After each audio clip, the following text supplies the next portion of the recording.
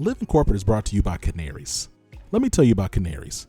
Canaries is a tech company formed in 2018 by Black founders who experienced inequities in the corporate world like most of us in the workplace. They saw typical diversity initiatives, but knew that to create systemic change, diversity, equity, and inclusion needed to be done differently. They're still ahead of the curve, focusing on the E and the I using a data-driven approach. Think canary in the coal mine. The name is a nod to the canaries coal miners used to bring into mines to determine if the work environment was safe or undesirable. That's what they do for companies. They help you find the folks you need to listen to, the canaries, who will help you diagnose, measure, and attack your DEI challenges. Canaries has your back. Check them out at www.canaries.com/employer. That's www.canaries.com/employer.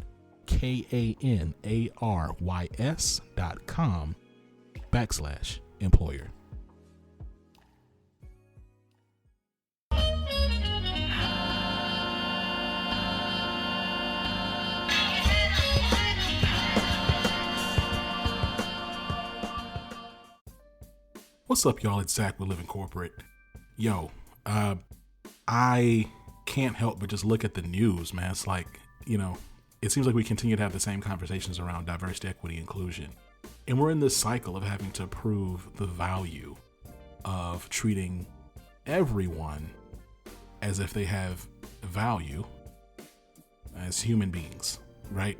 Like treating folks inherently worthy of our time and effort seems to be an ongoing cyclical conversation.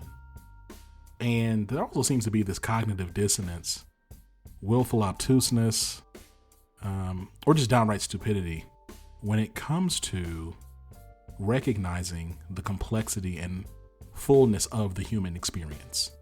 And that you have to be willing to embrace the fact that humans by nature are multidimensional, and that user experience, employee experience, candidate experience, these are things that need to be engaged in very nuanced and systems-based approaches, right? And so, when you talk about all this stuff around diversity and inclusion and around equity, employee equity and belonging, oftentimes we talk about recruitment, we talk about representation, and then we talk about mentorship. But the reality is, y'all, if you're not creating cultures and environments that are welcoming to marginalized employees, it doesn't really matter how dynamic or exciting your recruitment strategy is, which frankly, it rarely ever is very exciting, right? But what I'm saying is when you see organizations out there like, oh, we're about to hire X amount of HBCU students, or we're going to expand our reach into HBCUs, or we're going to do this and we're going to do that. Those same organizations don't have an answer when you ask them how they're actually handling the cultures within their own organizations that accelerate the exit of those same individuals at a much higher rate than their white counterparts, right? So with that being said, I'm really excited about our guest today. This is actually an older episode that I was able to have with Kelli Mason. Kelli and I connected several months ago, before the pandemic. She's a partner at Notley, all about, social impact, inclusion, equity, diversity, belonging, candidate experience. And so we're talking about, not only her journey as a DEI executive, but also the work that she's now been leading at Notley for well over a year. And so before we get to that conversation, though, we're going to tap in with Tristan.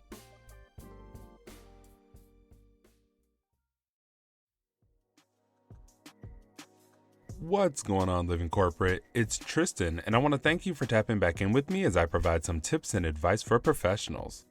Today, let's discuss your LinkedIn profile photo. I've worked with tons of clients who've come to me and didn't have a profile photo up on LinkedIn. They either didn't want to show their face or thought they had to get a professional photographer. But according to LinkedIn, profiles with photos get 21 times more profile views and 36 times more messages, so it's essential to have one up. You don't have to get a professional to take your headshot. This is something you can do at home. Let's discuss 2 different ways you can get a great headshot. First, Get dressed professionally, whatever that looks like and means to you. Then, I suggest you grab a partner or friend to have them take the photo for you. Go outside in front of some foliage or buildings as they can provide a nice backdrop. Ensure the lighting is hitting your face properly, then have your partner or friend take the picture on your smartphone using portrait mode. This mode blurs the background, but since you're outside in front of foliage or buildings, it'll give your background a nice texture and help your photo stand out. The second option is to stand in front of a window with good lighting and take a picture of yourself if you don't have someone to take a photo for you. Extra points if you can prop the phone up on something and set a timer so it doesn't look like you're taking a selfie. Then go to the website remove.bg and upload your picture. There, you can remove the background or even add a custom one. Both of these methods will leave you with a great picture to use as your profile photo on the platform. Just don't forget to smile to make your picture feel inviting. Thanks for tapping in with me today. Don't forget, I'm now taking submissions from you all on career questions, issues, concerns, or advice you think may help others. So make sure to submit yours at bit.ly/tapintristan. This tip was brought to you by Tristan of Layfield Resume Consulting. Check us out on Instagram, Twitter, and Facebook at Layfield Resume, or connect with me, Tristan Layfield, on LinkedIn.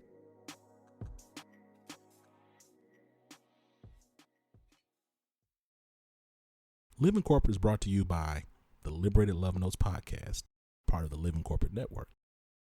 The Liberated Love Notes podcast is a starting point for integrating self and community affirmations into your daily practices. The Liberated Love Notes podcast center the experience of Black folks existing in white systems and speaks to overcoming imposter syndrome, disrupting injected and internalized forms of oppression, embodying an abundance mindset, and building a healthy racial identity. Check out Liberated Love Notes podcast wherever you listen to podcasts, hosted by Brittany Janae Harris. What's up, Kelli? Nice to be on your podcast. Thank you so much for having me. You know what? No, I'm just really excited that you're here. So look, let's talk a little bit about your journey, okay? So, in my bio, in the bio that I read of you, you've held a variety of different roles in DEI, right? Like you've done a variety of different things. It's interesting because I think as I look across and I think about, particularly when I think about Black women like operating in these spaces, it's like I often either see like with diversity, equity, and inclusion, either they'll be like in one place for a really long time. So like those individuals that come to mind are like Janet Pope with Capgemini. Like she's been with Capgemini and that's really been her. She's been in that place and she's been doing diversity, equity, inclusion work like her whole career. That's where she's been. But then I think about other folks. I think about other individuals, and it's like it's almost like they move like every couple of years. Like it's like a new adventure. But I feel like the latter is more common than the former. Like, do you see that? Like, and if not, like, I mean, what are your thoughts on that? Yeah. So, I mean, my first thought is this is hard work, right? Burnout is super high among DEI practitioners. I have tons of friends doing this work, personal friends, people I'm connected with on LinkedIn. And I know this is hard work. There's a lot of people getting burned out, the kind of analogy like banging your head against a wall, right? Because if you're putting yourself out there and you're working overtime to try and solve this problem and build more inclusive hiring and employment practices, you're doing it because you care deeply and you want to see the change, right? It's not like other roles where you can clock in and out and collect your paycheck and go on about your life. When you care so much about this work, it becomes your life. And you mentioned Black women. I mean, I think this is especially true for marginalized people who are doing the work. Because, in my experience as a Black woman, it can be hard sometimes to separate professional rejection. So let's say, you're introducing this new initiative to your boss and it's only going to cost $2,000 a year. And they're telling you, no, we're not going to invest in that right now, or we don't see the ROI. You're having that professional rejection, but then you're also having this personal rejection, right? Like, do they not see the value of bringing more people who look like me to the table? So I think that's why this work is so, it's ripe for burnout, it's ripe for turnover and churn, and people just needing to take a break. So if you look at my background and my experiences, I've been in a few different roles, from corporate attorney to head of people operations at some startups. Only twice, I think, have I officially been in a D&I role.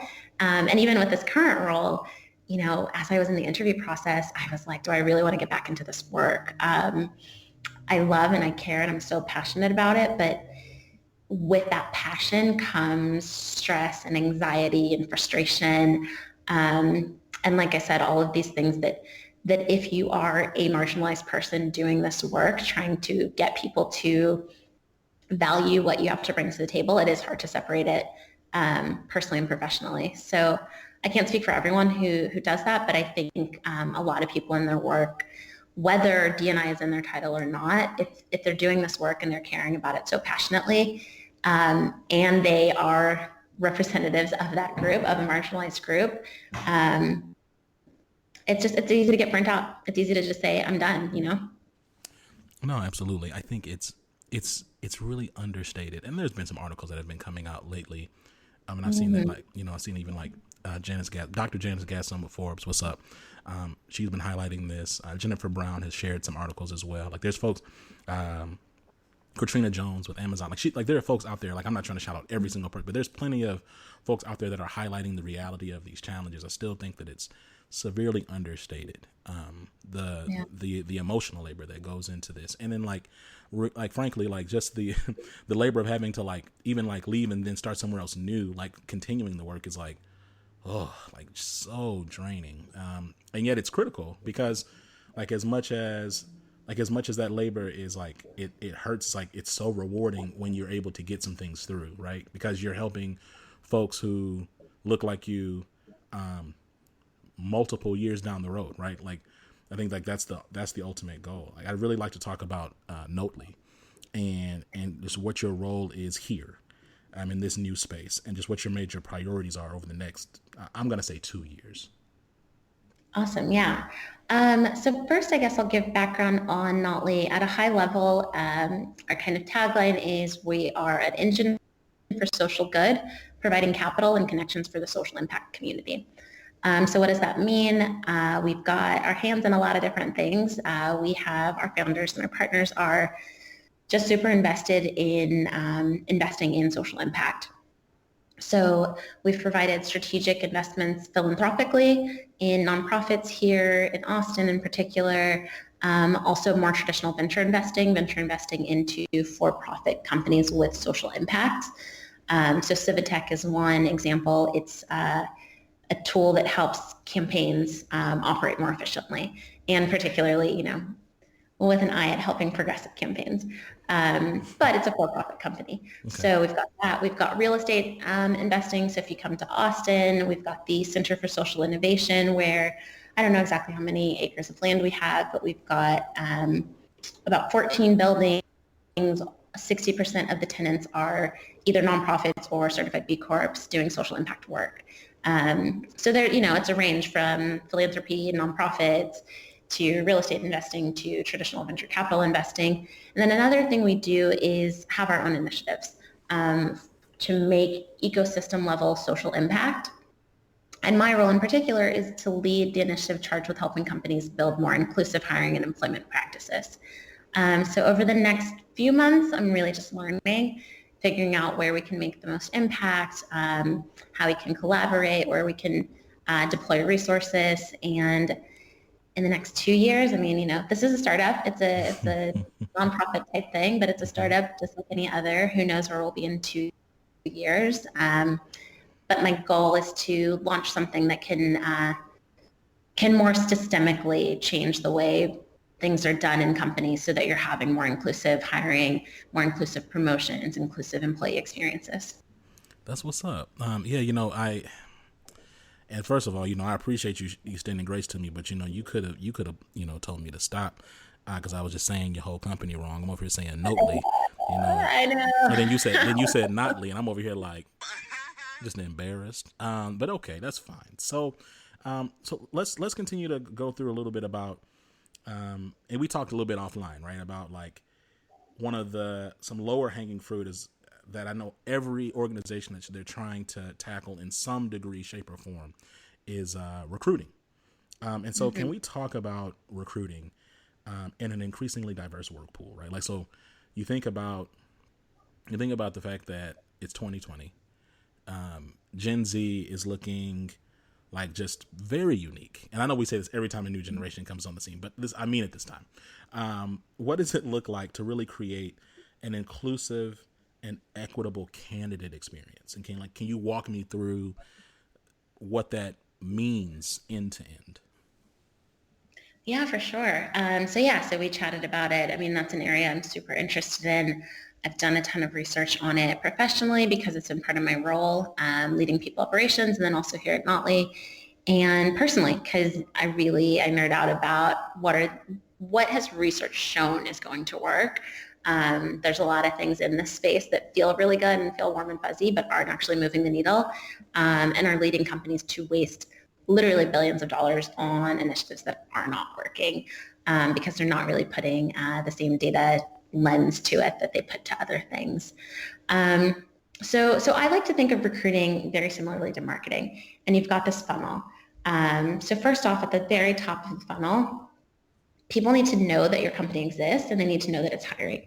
So if you're Google or Facebook or Amazon, that's really easy. If you're Notley or New Knowledge or some of these smaller startups, that's hard. So what are you doing to get attention of people who aren't already in your immediate network? With the realization that, because of the way companies are funded and started, you've got a disproportionate amount of VC funding going to white men. And so when they're hiring their first 5 employees, it's people who are in their personal networks. When they're referring the next 20 employees, it's people in their networks. And you very quickly see how the founding team's homogeneity replicates itself in startups. And then, of course, startups turn into Google. I think I read something that Google would have to fill every single role for the next 3 years with a person of color to be representative of the American population. Goodness gracious. Yeah, which just isn't going to happen. Like, they're just too far gone. But that's what happens. So it starts with recruiting. It starts with who knows about your jobs. Okay, and then we've got that. So let's say you've reached 100 prospective candidates. That's the top of the funnel. At that stage, you look at, where are you promoting your roles? Are you going to HBCUs? That's kind of low-hanging fruit. Are you, being in the places, having the communications with the different organizations in your city or your region who have pools of mid-level talent or executive talent from underrepresented backgrounds? What are you doing to get your roles in front of these people? And then the next step is they need to want to apply. So this is where you see things like gender decoders. They'll flag for whether a job description is phrased in a way that might subconsciously deter certain people from applying. And so what is on your, what's the language in your job description? If I open up your careers page and it's, a bunch of young white guys playing beer pong is the picture, Right. Is that something where I'm going to want to apply? So I've heard about your job, but then I look at your branding and I think maybe this isn't the place for me. So that's the next stage where you can create something more inclusive. You can talk about the benefits you offer that are inclusive of people with families, that are inclusive of, new parents, whatever it might be. So versus talking about, free kombucha on tap, which is something that I'm guilty of doing in the past at startups. There's really kombucha on tap. There is kombucha on tap. My and goodness. Certain startups. If it appeals to you, and I would not blame you, there are companies out there doing that and promoting that and investing in that. Investing in it? Man, but your insides are probably like really good. I mean, like the what are those the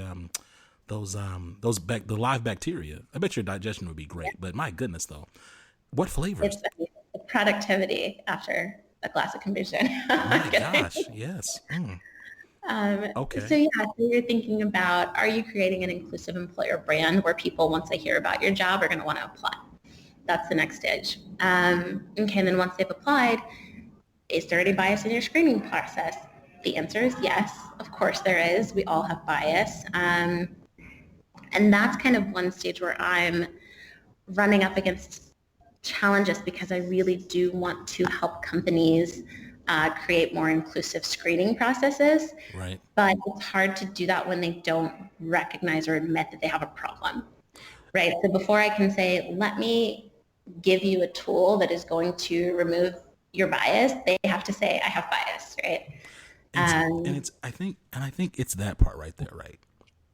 Is like when we talk about a lot of this work, and even with something like recruiting, it's like, because like these spaces are like, because the folks who are in charge, like they really, I think it's fair to say that they are going to set the pace for what inclusivity and equity looks like, right? Like if the folks like you're trying to help can't even say, hey, look, the way that I'm handling this is wrong. Like I have some biases. I have some unconscious biases, and I have some conscious biases that are blocking my ability, stymieing my ability to really bring in a more diverse candidate pool.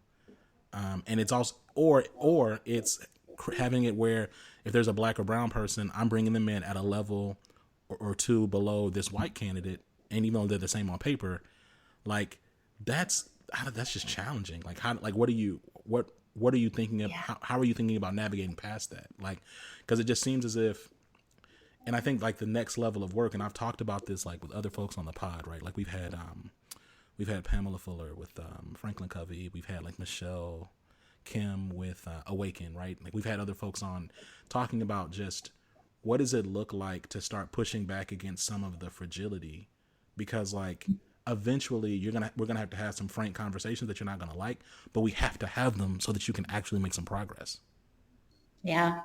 I mean, if you have an answer, let me know. I truly think that's one of the hardest parts, is getting people to accept that there is a problem. Everyone wants to say, I just don't have enough black and brown people applying. Can you help me get more of them to apply, right? Because it's their problem. They haven't applied to my job. But actually, my former consulting firm, Paradigm, my co-founder did a study, and she looked at some of their clients who said this exact thing, right? We need to diversify our candidate pool. We need more diverse people to apply. Well, she looked at it and proved, looking at the data, and luckily these companies were willing to share the data, that their actual applicant pool was a lot more diverse than their employee pool, than who was getting hired. So you can tell that it's somewhere along this funnel, and it's not the top of the funnel. So that's my challenge, right? And you said you've talked about it with a few different people. I haven't seen a good solution for getting people to quickly grasp that biases are coming into play in their hiring process. Everyone wants to say like, oh yeah, I'm sure other companies do that, but we don't do it. One thing that is a much heavier lift, but that has been successful here in Austin, and it's available in different cities, is this 2-day training called Beyond Diversity, Courageous Conversation. I've heard about this, yeah. And awesome. I mean, in my experience, this is changing people's lives. And I mean, people with privilege are recognizing their privilege, and they're getting activated to say, how can I use my privilege to make a difference? One of our actually, I think all 4 of our founders have been through the program. They're encouraging all of the employees to go through the program. There's a lot of people in the Austin community who are getting their friends on board, right? Getting their fellow straight white men CEOs to take this training, and white really women in charge also. Sure. I mean, anyone who's in charge. Yeah. But of course, we tend to see that who's in charge. But getting people to take this training. But again, that's a heavier lift. That's a 2-day commitment. And it works. But, that's one of the nuts I'm trying to crack, is how do you get that same behavior change without asking someone to commit 2 days of work to do it? Yeah, I mean, I think part of it, I'm also curious about, is what does it look like to have, so when you talk about like inclusion, right? Like another way, something else to consider is, what does it look like to have some black and brown or just marginalized representation in a leadership or authority position in your company over that space, so they actually have an equal say and ability to say, hey, we need to do this too. You don't see it, you may not agree, but just by nature of you putting me in this position, you're going to trust me to let me just go ahead and like do this.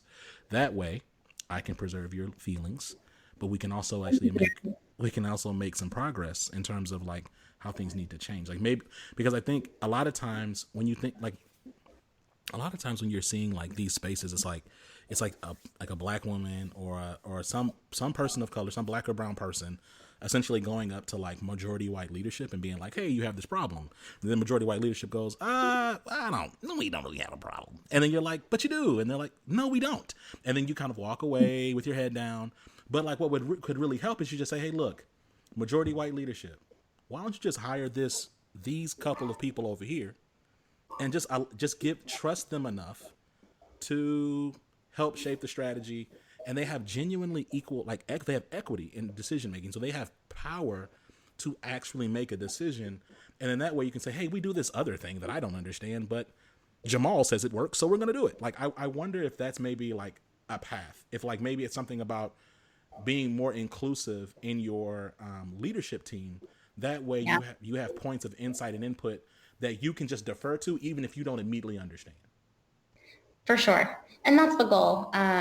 But it's also the long game, right? It's building that trust. It's building that ability for someone to say, as a leader, I don't get it, but I trust you. And moreover, and this also happens with a lot of companies that set aside titles and headcount for someone whose full-time job is diversity and inclusion, do they then have the budget?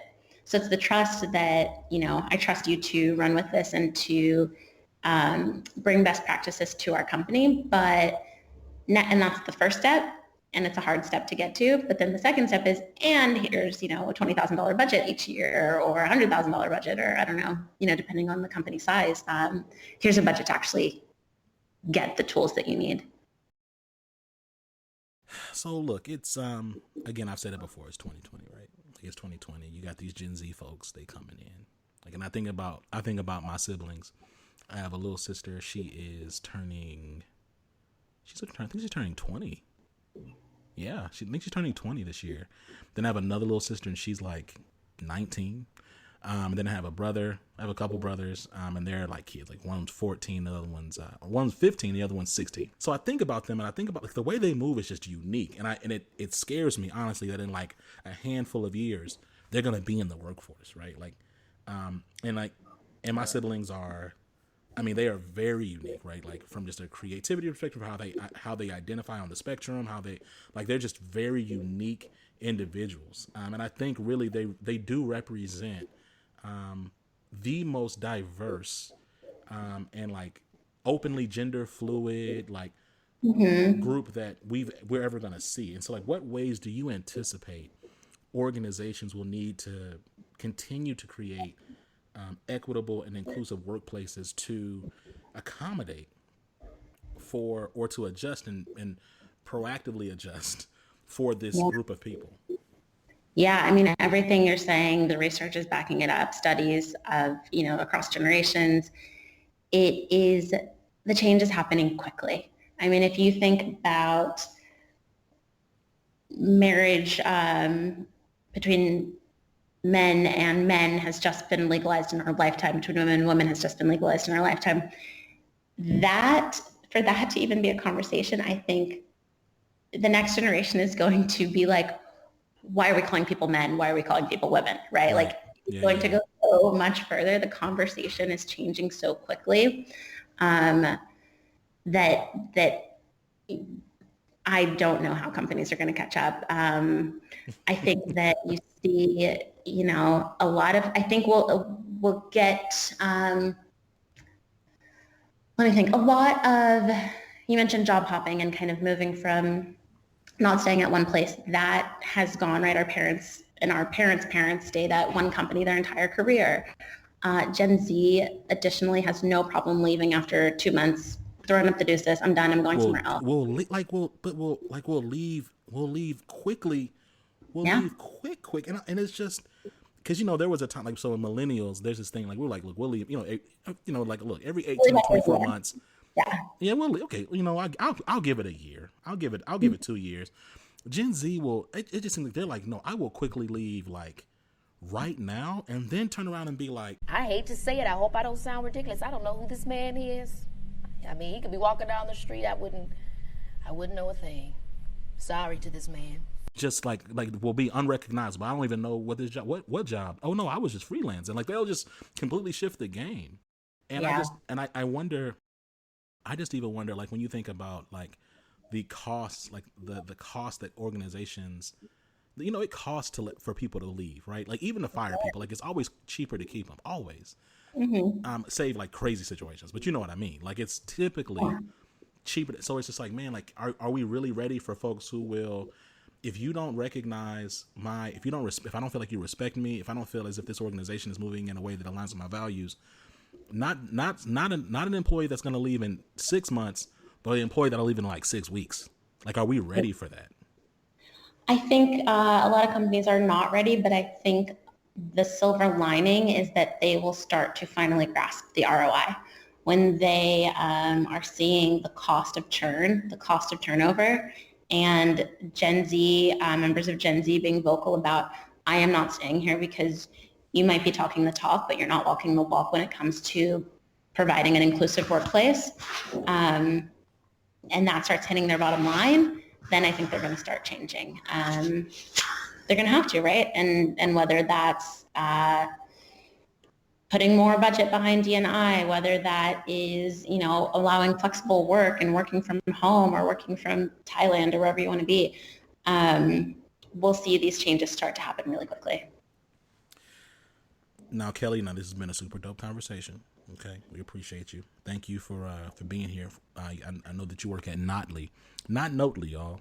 I don't know where. Notley, sorry. Not Notley, y'all. Notley. And I can't even blame that on like me being country. I just made a mistake, y'all. But look, we all make mistakes. That's why they put erasers on pencils.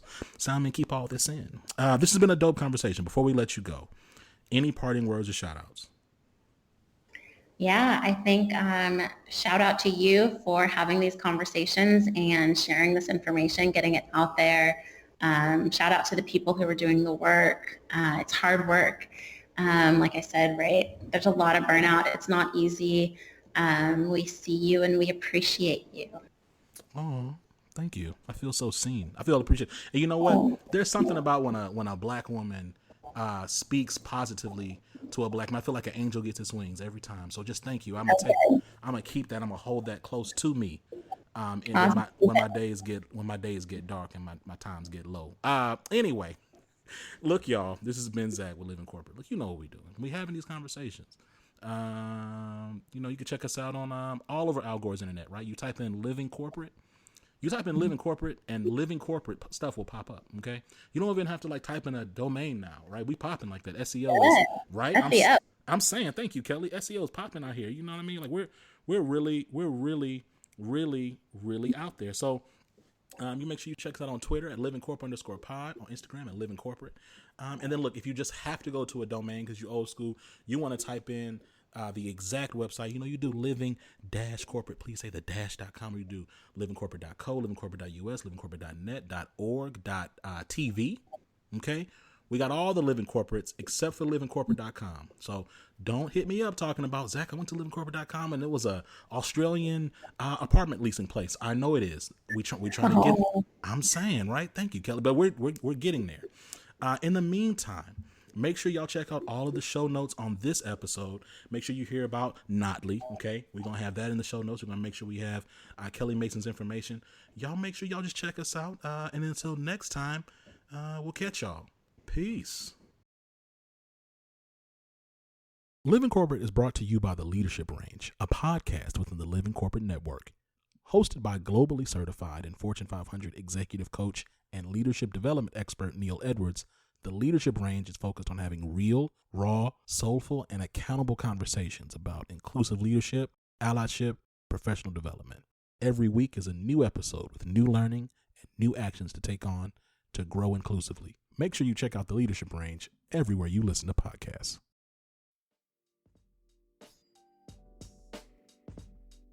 And we're back. Look, I want to thank Kelli again. Shout out to all the work that she's doing at Notley. Around, you know, again, diversity, equity, inclusion, workplace organizational equity and justice. Very leaning edge thought leadership there. So make sure you click the link in the show notes to learn more about Notley and to learn more about Kelli Mason. She's doing incredible work. Before we go, I do want to talk to you all a bit about this concept of learning and training, right? I want to get this off because it continues to be a narrative that Black and brown people simply need to be educated. And if they were educated, there would be more equitable outcomes. And I have to tell y'all that framing is racist, okay? Black and brown people don't have an education problem, they have an access problem, right? When we talk about equitable candidate experiences, when we talk about equitable experiences at work, defaulting to they need to be told what to do presumes that there's some underlying level of ignorance there. And it's also a form of white saviorism. The truth of the matter is that Black and brown people, by merit of them being on the margins, have to actually have a higher degree of self-awareness and emotional intelligence than anybody else, because they recognize that they're one of the onlys in any space, right? They're constantly on guard because of this fact. So I want to challenge anyone who's thinking about, in their programming and their planning, if you have some type of mentorship arm, that needs to be strongly paired with a sponsorship arm as well. Sponsorship is identifying who in the organization has the social and political and hierarchical capital to create opportunities for marginalized employees.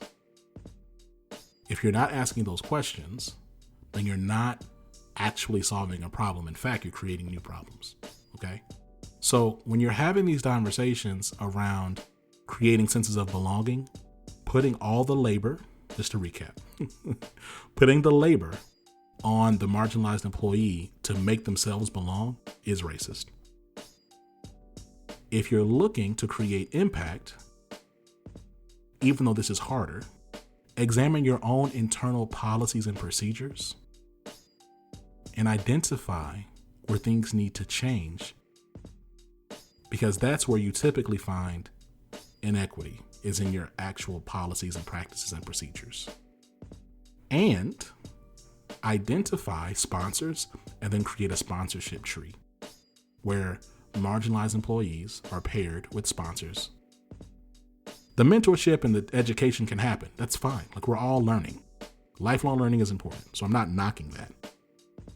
But we can look at American history and see that Black and brown people have been extremely passionate about education, like as a community, since we want to speak about these groups as if they're like monolithic, right?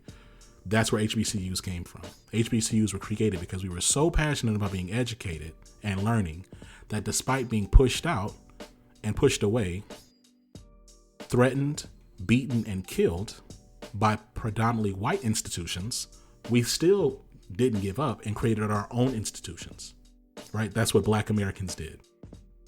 So again, it's about looking at systems, thinking critically, and engaging critically and engaging systemically, okay? I know it's a heavier word to end on, but it's on my mind because I continue to see this narrative of like education this or mentorship that, that's not what we need. That isn't. It's just not what we need. We need access. We need access. With that being said, hey, listen.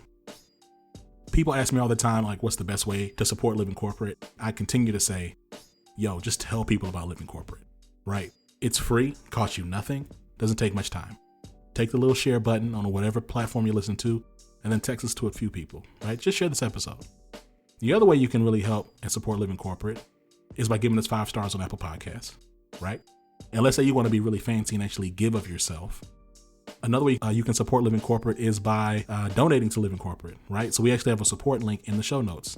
Easy way. You want to subscribe, like do a recurring gift. We welcome that. We appreciate that. It's because of your support that we're able to continue to create incredible content.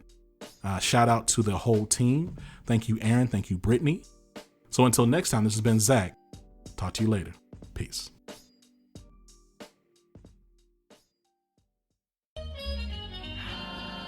Living Corporate is a podcast by Living Corporate LLC.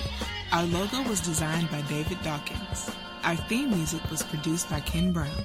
Additional music production by Antoine Franklin for Musical Elevation.